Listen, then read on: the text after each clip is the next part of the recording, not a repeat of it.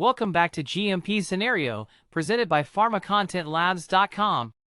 All right, let's talk about something we've probably all seen happen in regulated industries. You know, that tempting shortcut, the one that feels so efficient at the time, but is actually hiding some pretty serious dangers.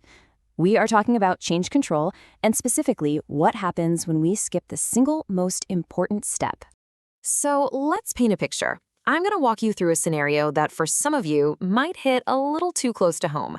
It's a story that plays out all the time when getting things done fast becomes the only thing that matters. Okay, so a change control form lands on someone's desk. It looks super simple, right? The justification is maybe one sentence long. It gets a quick look, and boom, approved. No fuss, no friction, nobody asking any tough questions. Seems super efficient, doesn't it? And just like that, before the virtual ink is even dry on that approval, the change is already done. The team's flying, they're productive, they're crushing their deadlines.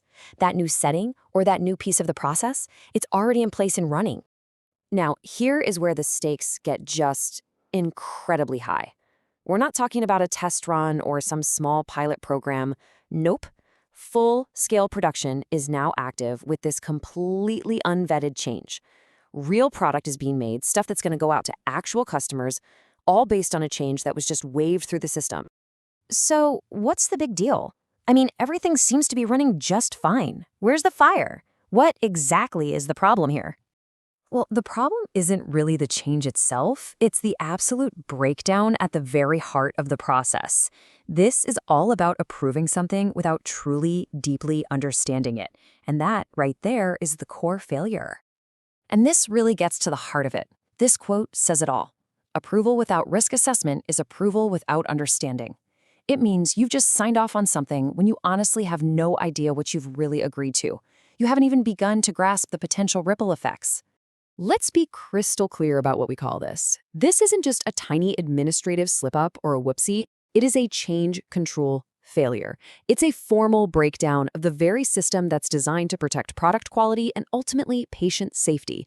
You've essentially just cut a giant hole in your own safety net. Okay, so why is this such a big deal? Well, it's because the consequences, they aren't always going to smack you in the face right away. They're often hidden, just lurking under the surface, waiting for the perfect moment to cause a massive problem. When you skip that risk assessment, you are flying completely blind. You could totally miss that your equipment needs to be requalified. You might forget that you have to update a regulatory filing, which, is a huge compliance nightmare. And worst of all, you could unknowingly put product quality at risk or even compromise your data integrity. Any one of those is a major, major failure. And hey, don't for a second think this sort of thing goes unnoticed. When inspectors or auditors see this pattern, they don't call it being agile or moving fast. They have a very specific name for it: weak governance. And that is a giant red flag that's basically an invitation for them to start digging much, much deeper into all of your processes. All right, so the mistake's been made, it happened, the change is live, now what? You can't panic, that won't help. What you need is a clear, step-by-step plan to get things back under control. Luckily, the path forward is a pretty simple 3-step plan. First, you pause. Just stop everything, hit the brakes. Don't let this problem get 1 inch bigger. Second, you assess. Now you've got to do the work that should have been done from the start. Go back and perform that detailed risk assessment. And finally, you act. Based on what you find in that assessment, you figure out exactly what needs to be done to clean up the mess. So, what kind of actions are we talking about here? Well, it could be a whole bunch of things. You might need to run completely new validation activities. You will almost definitely have to update your standard operating procedures, your SOPs, and then retrain everybody. In a really serious situation, you might even have to pick up the phone and notify regulatory agencies. The most important thing, though, is that every single action you take from here on out is based on cold, hard, documented evidence from your risk assessment. So now that we've gone through the problem and the fix, what's the one lesson here? What's the golden rule we need to burn into our brains?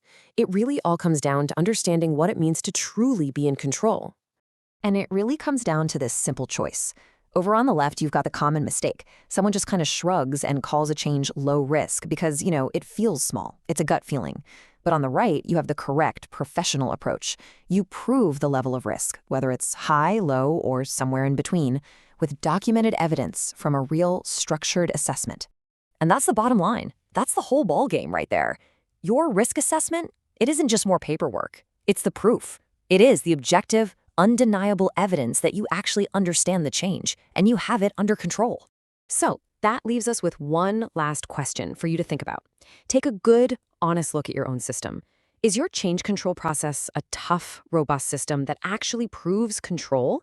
Or has it maybe become a bit of a rubber stamp exercise, just pushing paper without any real understanding? The answer to that question makes all the difference in the world.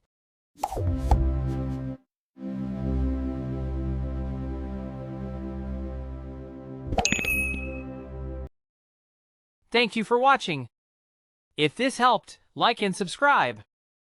More GMP scenarios coming.